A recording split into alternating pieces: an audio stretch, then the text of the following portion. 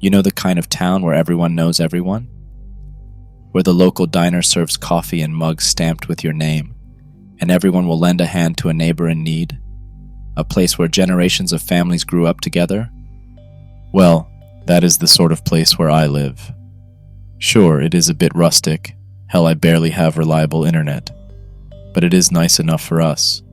It's the kind of place where time feels like it's standing still. Except for one thing. The nights. The nights here are a little different. I've lived here all my life, and there's no place I'd rather be. Or at least that's what I used to think. This place has its quirks, like any small town, but there's a big one that stands out for us.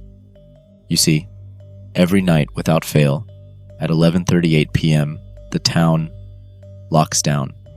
I'm not talking about just closing up shops and less people being out and about. I'm talking about a real lockdown.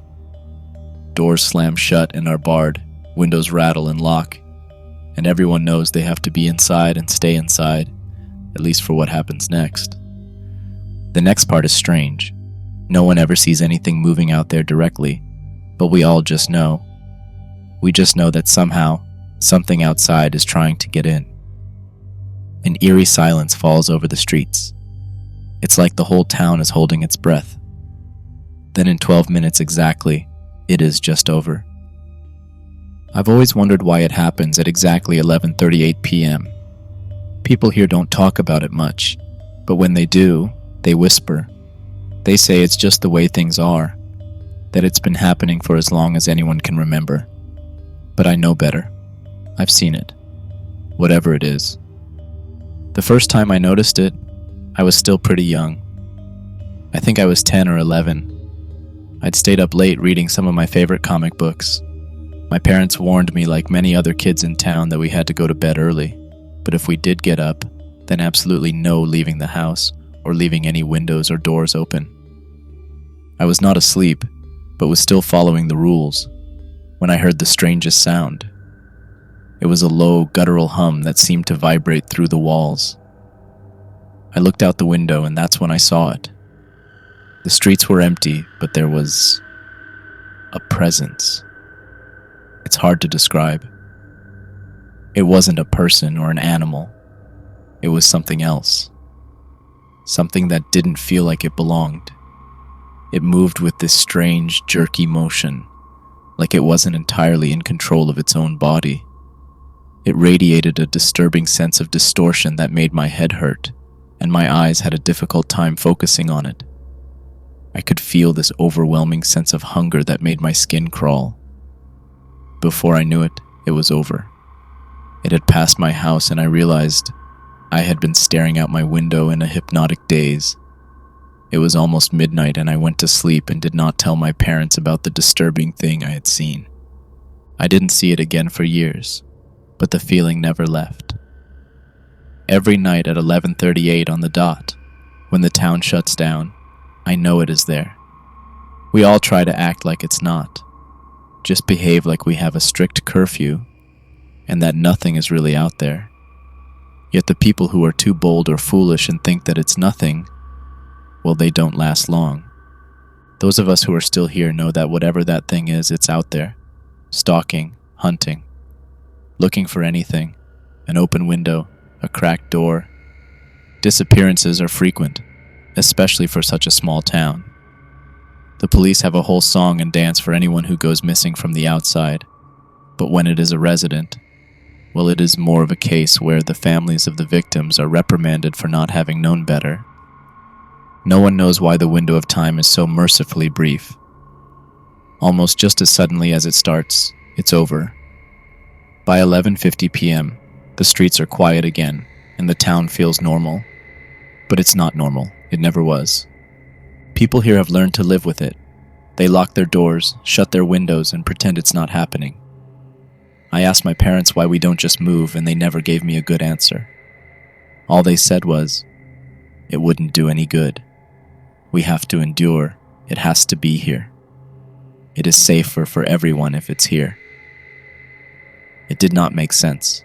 I know people can get attached to places, but it felt crazy to me. I couldn't just pretend this was normal, not after what I saw. Not after what I felt. There was something out there, and it was worse than anyone would believe. It was just recently that I saw it again. It was a normal night, at least as normal as nights could be in my town. I was getting ready to go to bed when I noticed that my cat Quincy was missing. I looked everywhere, but I couldn't find him. Then I heard something and looked through the window to spot a familiar shape, and my heart sank. He was outside.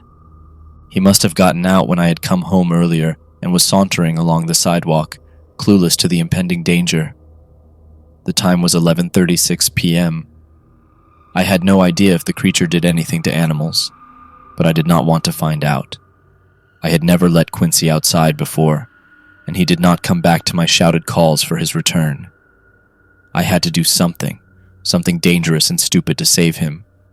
I rushed outside, sprinting toward him and trying to grab him and bring him in before it was too late.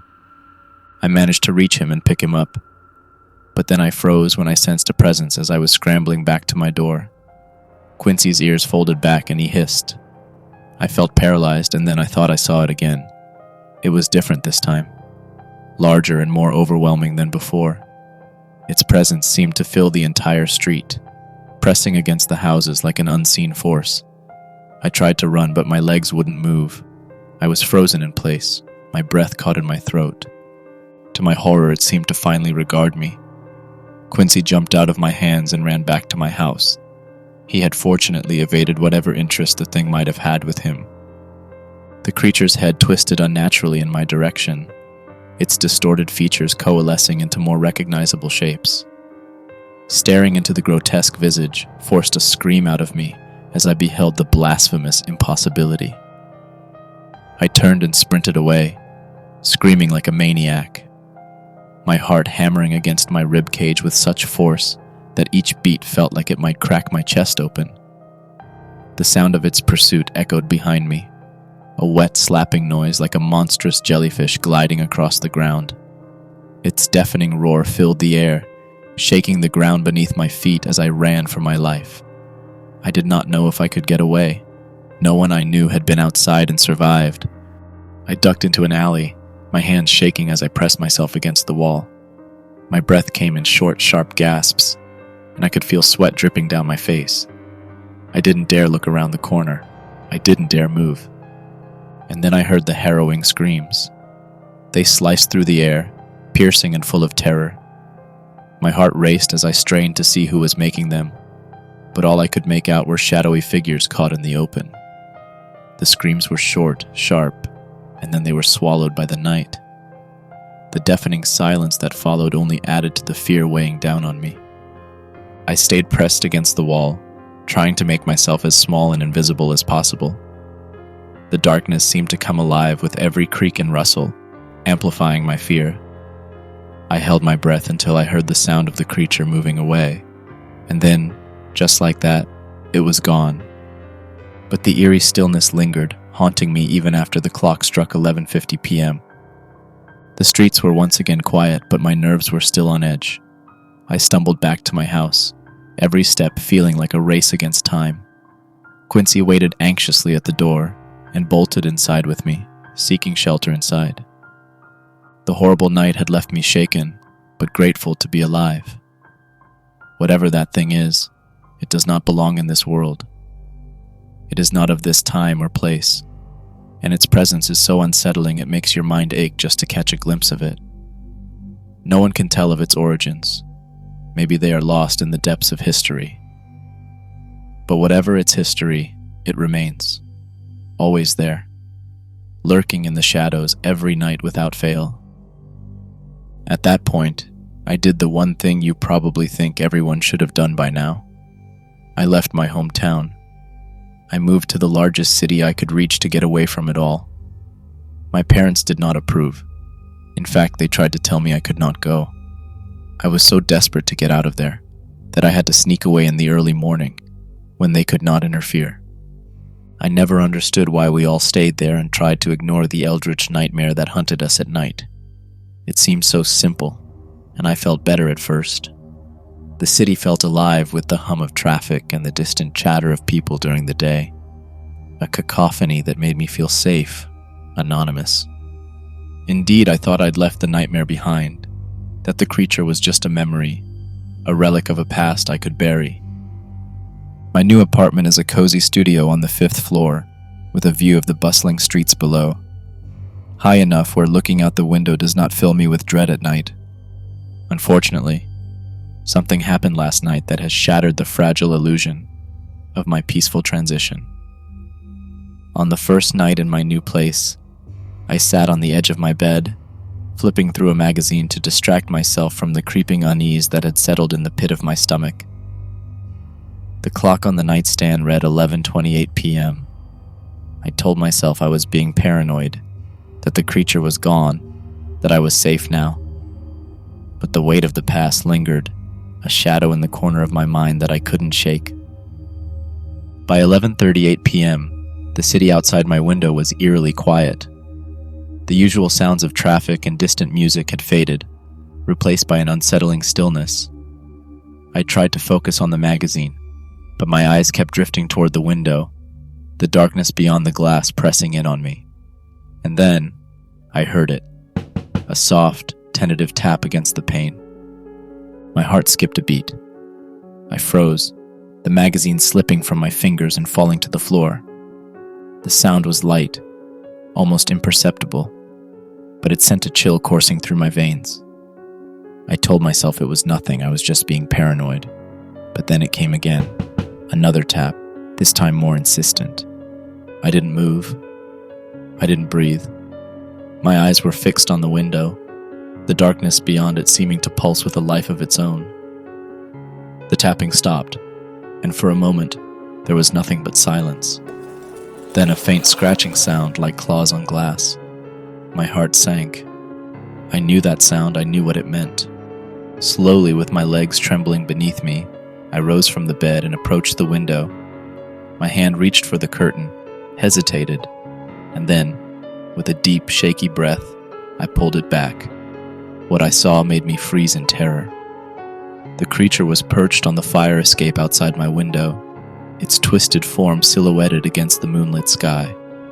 Its eyes glowed with an unnatural light, and its presence seemed to fill the room, pressing in on me with an unspeakable horror. I tried to scream, but the sound caught in my throat. The creature's head tilted to the side, its gaze locked on mine, and I felt a wave of dread wash over me. It was here. It had followed me. And then, as if in slow motion, its mouth opened, revealing rows of jagged teeth, and it let out a low, guttural growl. The sound shattered the paralysis that held me in place. I stumbled back, my voice finally breaking free in a raw, terrified scream. The creature's form seemed to blur and shift, its presence filling the room with an unspeakable darkness. And then, everything went black. I regained consciousness, and I know it is not over. There is no escape from this thing that has followed me. I consider what my parents had said when I asked them why we never moved. Then, with dawning horror, I realized the truth of their words. It is safer for everyone if it's here. They did not mean it was safer for us. They meant it was safer for everyone else. They knew the danger. They stayed to keep it there. Now, in my ignorance, I have made a huge mistake. Somehow it knew I left. It has followed me here, to a place where over 1 million people will soon know about its existence, and maybe more if it moves beyond that. I am so sorry for bringing it here, I didn't know.